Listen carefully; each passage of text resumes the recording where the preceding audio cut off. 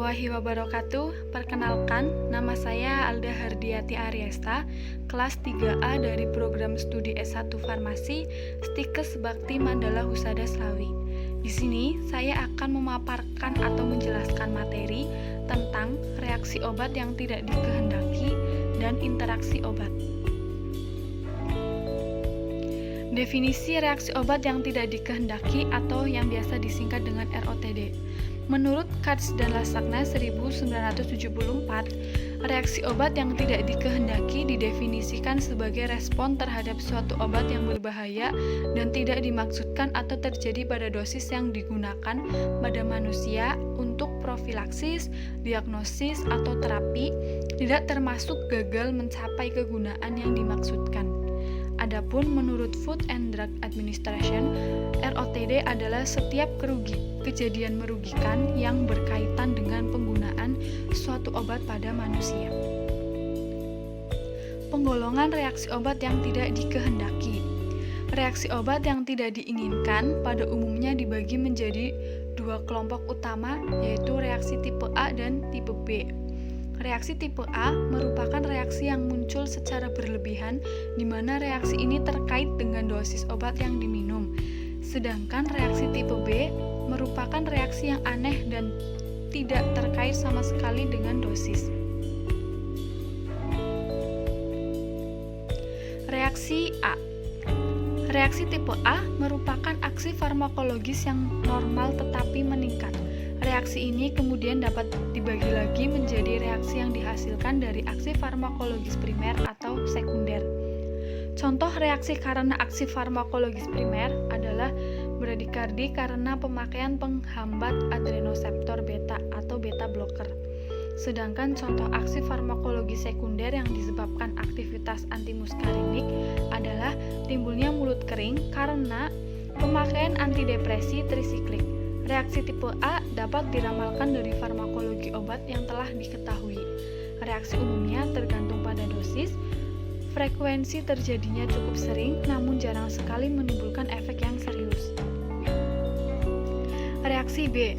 Keanehan yang terjadi pada reaksi tipe B ini tidak berhubungan dengan farmakologi obat pada umumnya. Misalkan hemolisis dengan metil dopa atau trombositopenia dengan penghambat AC, angiotensin converting enzyme inhibitors. Reaksi ini terjadi tanpa terkait dengan dosis, namun berkaitan dengan sistem metabolisme obat dan sistem imun tubuh penderita. Reaksi ini lebih jarang dibandingkan reaksi tipe A, namun seringkali menimbulkan efek yang lebih serius dan bahkan mematikan. Contoh yang umum terjadi adalah shock anafilaksis setelah pemakaian antibiotika. Ciri reaksi obat yang tidak dikehendaki, ciri tipe A dan ciri tipe B. Ciri tipe A dapat diramalkan dari pengetahuan farmakologisnya. Tipe B tidak dapat diramalkan dari pengetahuan farmakologisnya.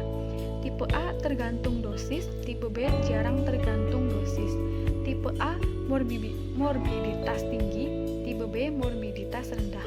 Tipe A mortalitas rendah, tipe B mortalitas tinggi. Tipe A dapat ditangani dengan pengurangan dosis, sedangkan tipe B dapat ditangani hanya dengan penghentian pengobatan. Tipe A angka kejadian tinggi, tipe B angka kejadian rendah. Faktor yang mempengaruhi ROTD. Yang pertama, polifarmasi.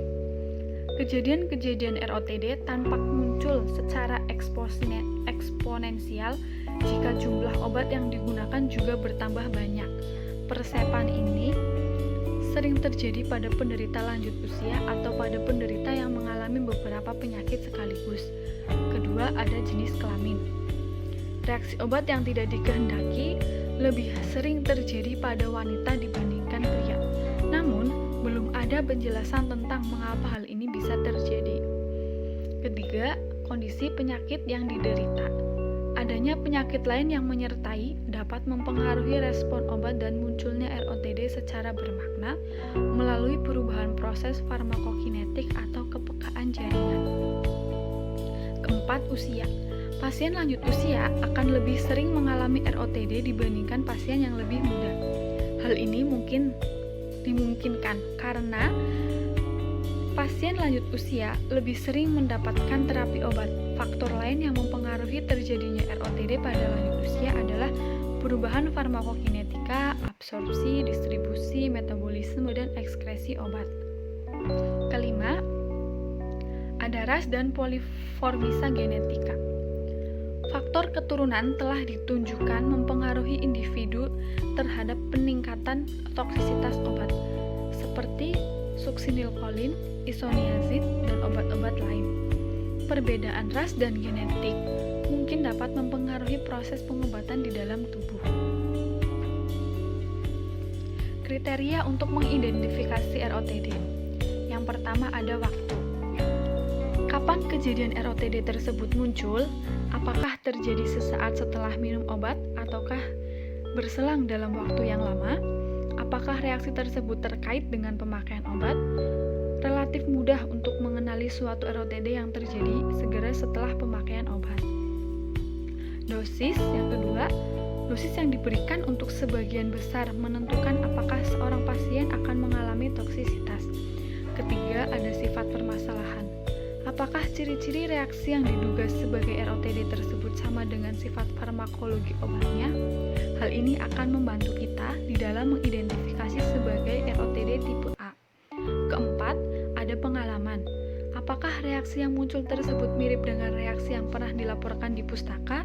Tentu saja tidak semua ROTD akan tercatat dalam pustaka dan sangat dimungkinkan akan muncul suatu reaksi yang baru atau belum dilaporkan. Kelima, ada penghentian atau keterulangan. Apabila gejala ROTD berhenti setelah pemakaian obat dihentikan dan terjadi kembali pada pemakaian obat berikutnya, maka dapat dikatakan bahwa terdapat hubungan penyebab timbulnya ROTD tersebut. Namun, tidak semua ROTD akan berhenti seketika setelah pemakaian obat dihentikan dan beberapa reaksi mungkin tidak dapat berubah.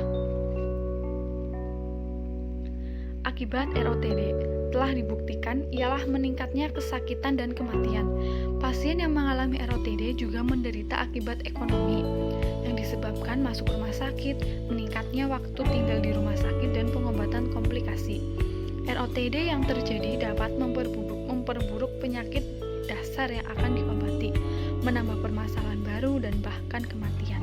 Keracunan dan syok anafilaktik merupakan contoh ROTD yang berat yang dapat menyebabkan kematian, sedangkan contoh yang ringan adalah rasa gatal dan mengantuk.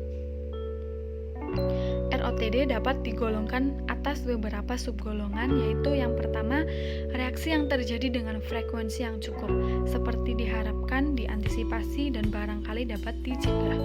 Kedua, reaksi yang terjadi sangat jarang dan diketahui sebagai idiosinkratik atau reaksi hipersensitivitas. Dan yang ketiga, reaksi yang sebelumnya belum diuraikan. Jelas golongan terakhir perlu didokumentasikan dan dilaporkan sebagai kontribusi pada pemahaman obat. Interaksi obat. Interaksi obat merupakan efek suatu obat yang disebabkan bila dua obat atau lebih berinteraksi dan dapat mempengaruhi respon tubuh terhadap pengobatan. Hasilnya berupa peningkatan atau penurunan efek yang dapat mempengaruhi outcome terapi pasien. Menurut Tatro 2006, interaksi obat dapat terjadi minimal melibatkan dua jenis obat. Yang pertama objek, yaitu obat yang aksinya atau efeknya dipengaruhi atau diubah oleh obat lain.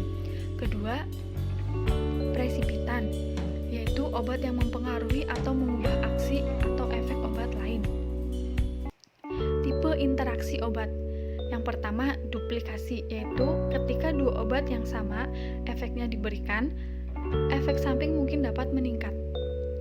Kedua, opposition, yaitu ketika dua obat dengan aksi berlawanan diberikan bersamaan dapat berinteraksi.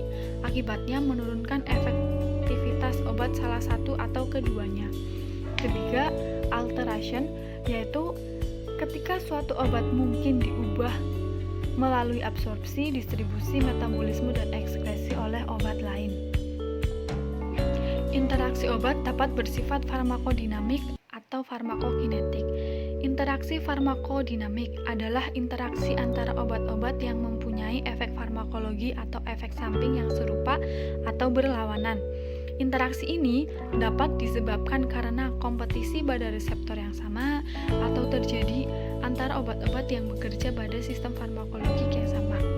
Interaksi ini terjadi dengan intensitas yang berbeda pada kebanyakan pasien yang mendapat obat-obat yang saling berinteraksi.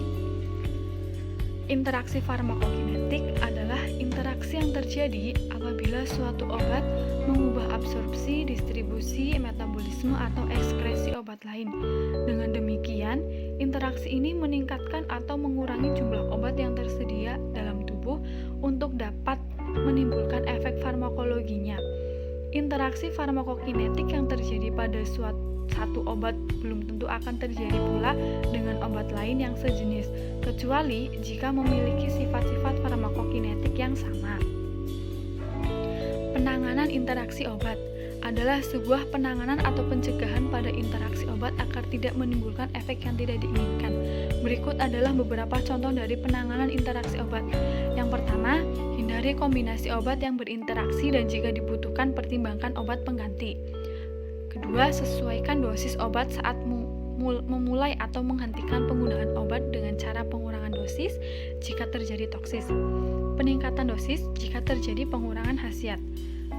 Ketiga, dilakukan pemantauan kondisi klinis pasien dan jika perlu ukur kadar obat dalam darah. Keempat, interval waktu antara obat dengan makanan. Pasien yang rentan terhadap interaksi obat. Yang pertama, pasien lanjut usia. Kedua, pasien yang mengkonsumsi lebih dari satu macam obat. Ketiga, pasien dengan gangguan fungsi ginjal dan hati. Keempat, pasien dengan penyakit akut. Kelima, pasien dengan penyakit yang tidak stabil, kadang-kadang kambuh. Hal yang perlu diperhatikan pada interaksi obat. Yang pertama, interaksi tidak selamanya merugikan. Jika dua obat berinteraksi tidak berarti tidak boleh diberikan. Interaksi tidak hanya untuk terapi yang berbeda, tetapi kadang untuk mengobati penyakit yang sama. Interaksi dapat dimanfaatkan untuk meningkatkan pengobatan. Oke, sekian yang dapat saya sampaikan. Semoga bermanfaat untuk Anda yang mendengarkan. Kurang lebihnya saya mohon maaf apabila ada kesalahan. Wassalamualaikum warahmatullahi wabarakatuh.